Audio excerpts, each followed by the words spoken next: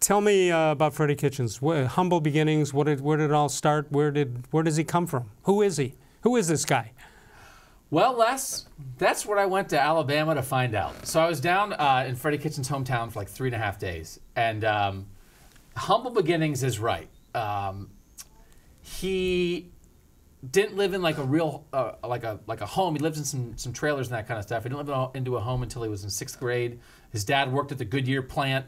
They have a Goodyear plant down there. There's a lot of things that when you're in Freddie Kitchens' hometown, and Freddie Kitchens thought this the minute he got to Cleveland.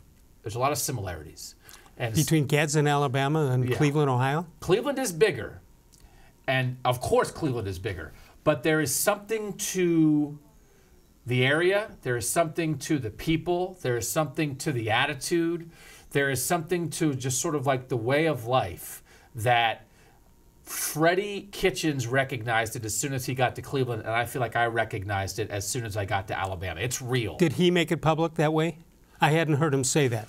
Yeah, so he's talked about that to some degree, but then he and I spoke when I got back from Alabama for a while, and he sort of hammered that home again.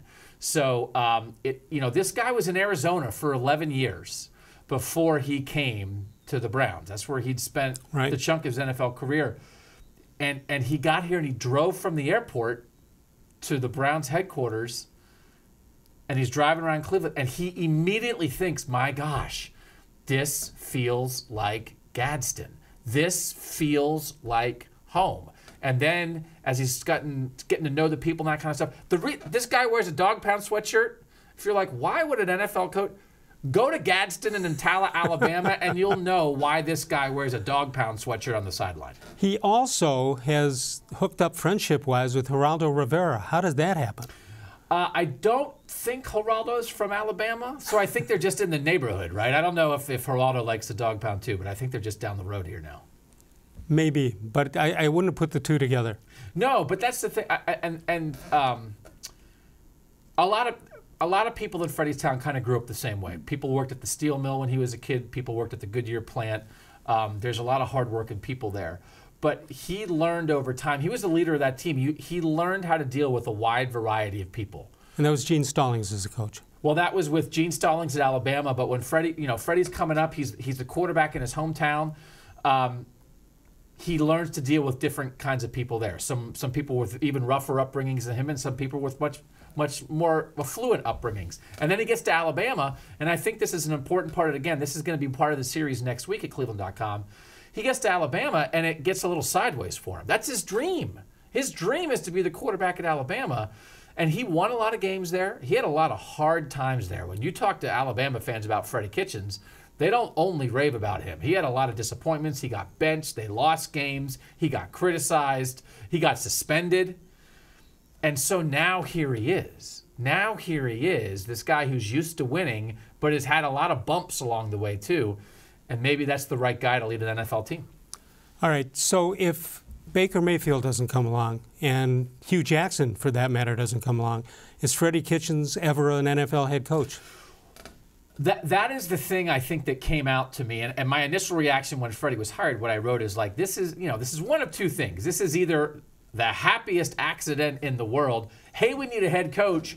Who's down the hallway? Hire that guy. Hey! Or it's a reach. Right? I don't know that Freddie Kitchens was ever going to get a head job in the NFL any other way, because Freddie Kitchens can't help himself. He'll tell you what he thinks. His dad was like that. That was the first part I wrote in our series on Monday. They called his dad Big Freddie. Big Freddie was about 5'8". Little Freddie is 6'3" and however many pounds. He is his dad in that way. And his dad in that town would tell you exactly what he thought, whether you wanted to hear it or not. And I think Freddie Kitchens, to a positive degree, and at times maybe to a negative degree, he's coached that way and lived his life that way. He said it, I asked him at the news conference when he got hired, why have you never been a coordinator? He said, I'm not going to politic for a job. You've got to play the game. Your agent has to play the game. In the NFL, it's not only what you do, it's who you know and how you can smooth talk people sometimes. He was never going to smooth talk anybody, so maybe he was never going to get a job purely off an interview. Maybe the only way he was going to get a job was by being the guy down the hall that you got to know the real him, maybe by accident, maybe because you fired your coach or your offensive coordinator. And then, and this is what I found in Alabama, once you get to know him, people respect him. And once you respect him, you can love this guy.